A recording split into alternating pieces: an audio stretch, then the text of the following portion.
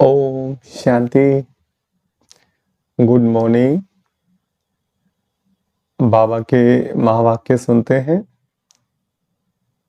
बाबा कहते, मीठे बच्चे, यहाँ तुम वनवाह में हो, वन में है।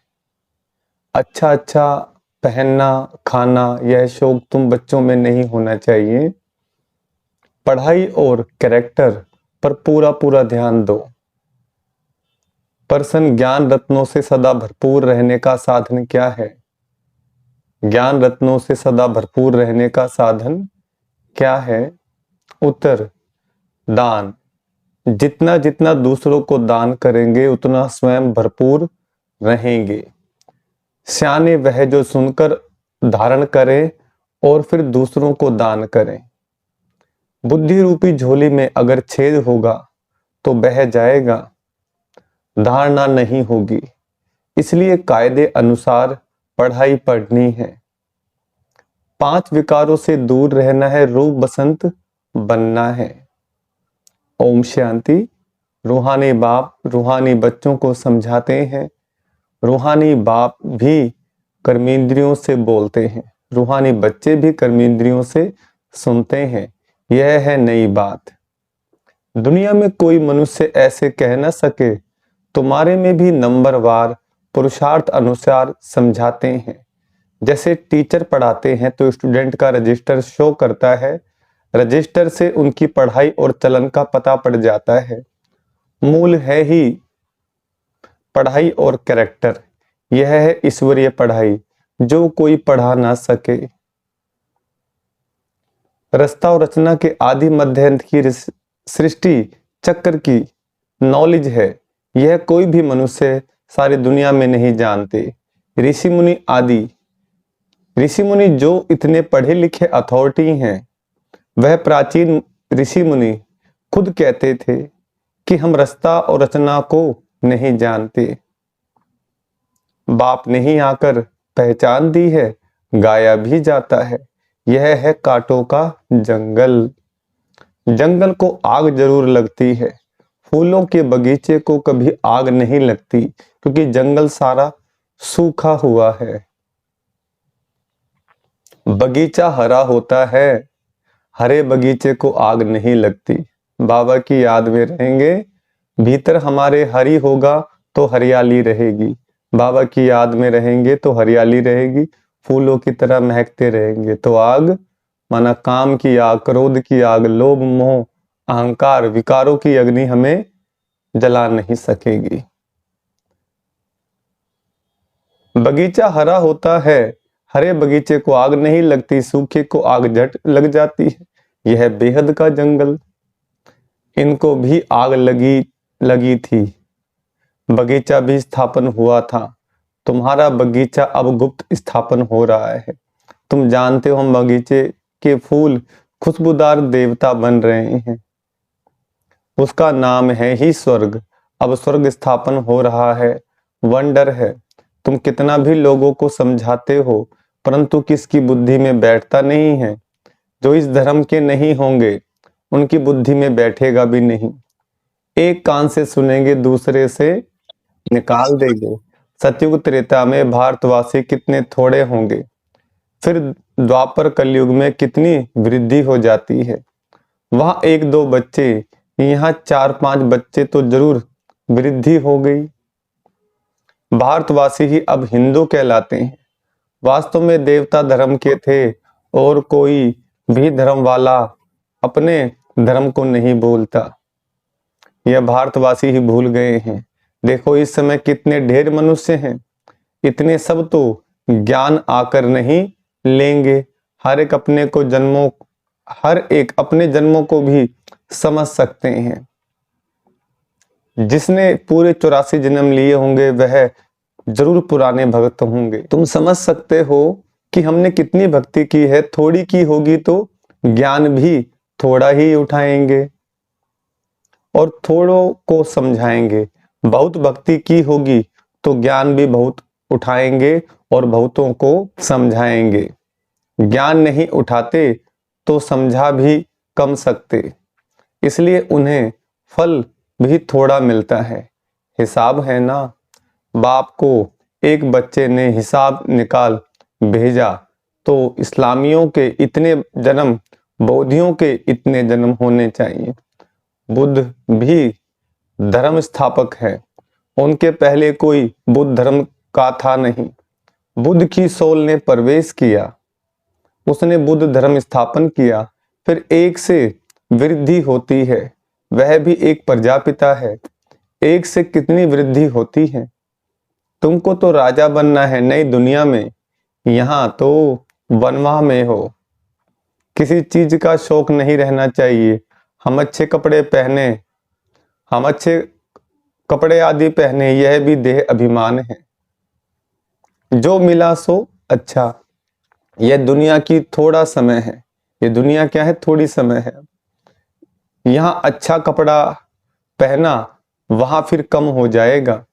यह शौक भी छोड़ना है। आगे चलकर तुम बच्चों को आप ही साक्षात्कार होते रहेंगे। तुम खुद कहेंगे यह तो बहुत सर्विस करते हैं, कमाल है, यह जरूर ऊंच नंबर लेंगे।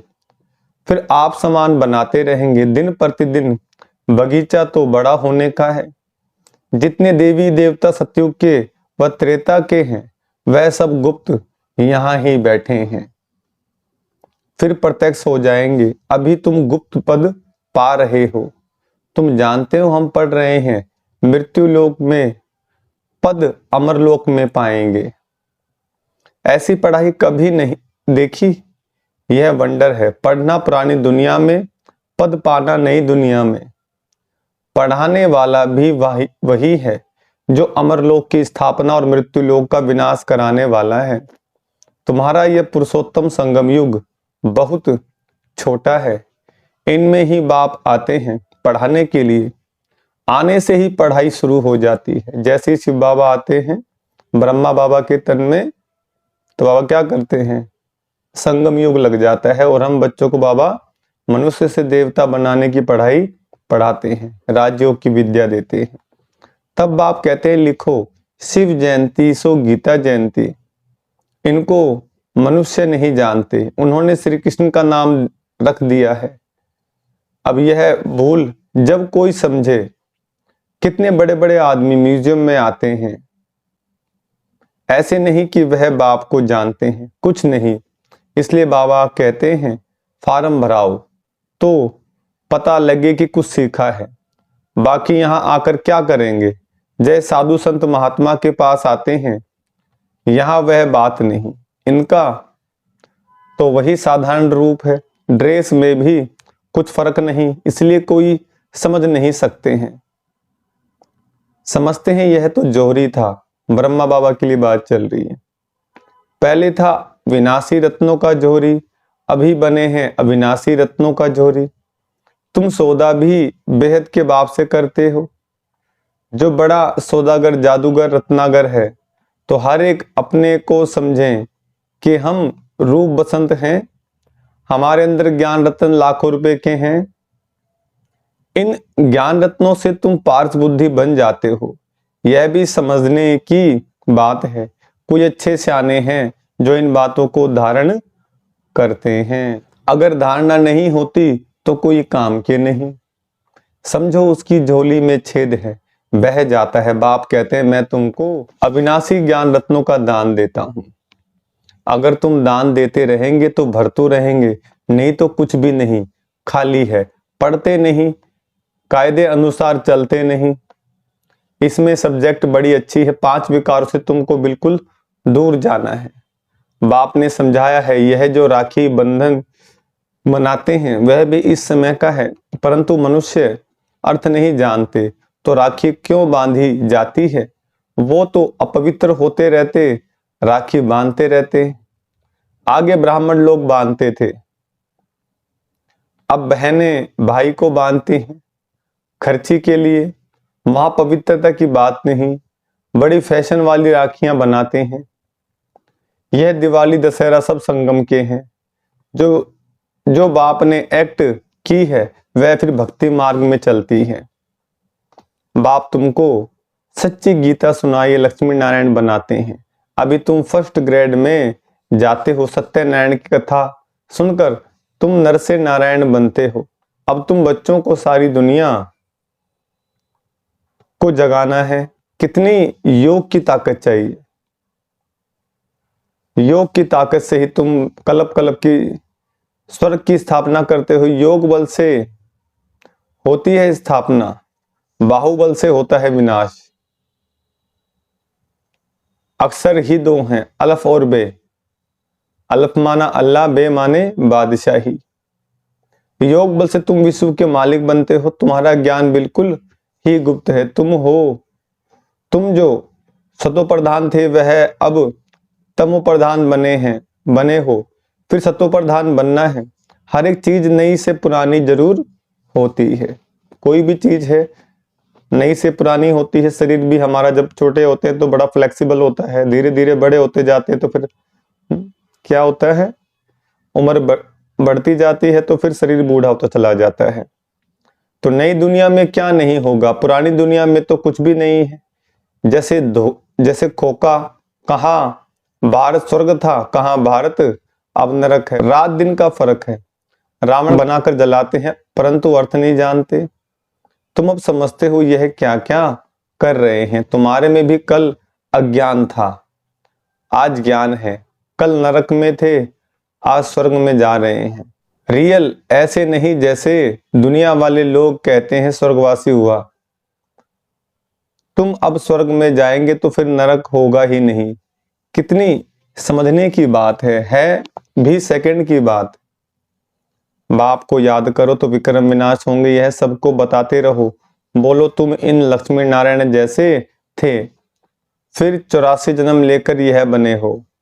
तमो प्रधान से सतो प्रधान से तमो प्रधान बने हो, फिर सतो प्रधान बनना है। आत्मा तो विनाश नहीं होती, बाकी उनको तमो प्रधान से सतो प्रधान फिर बनना ही पड़े। बाबा किस्म किस्म से समझाते रहते हैं। मेरी बैटरी कभी पुरानी होती नहीं। बाबा सिर्फ कहते हैं अपने को बिंदु आत्मा समझो। कहते हैं इनकी आत्मा निकल गई है तो आत्मा संस्कारों अनुसार एक शरीर छोड़ दूसरा लेती है। अब आत्माओं को घर जाना है, यह भी ड्रामा है। सृष्टि चक्कर रिपीट होता ही रहता है। पिछाड़ी में हिसाब निकाल। कहते हैं दुनिया में इतने मनुष्य हैं, ऐसे क्यों नहीं कहते इतनी आत्माएं हैं।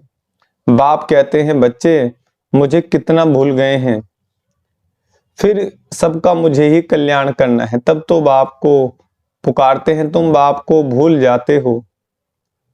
बाप बच्चों को नहीं भूलते। बाप आते हैं पतितों को पावन बनाने।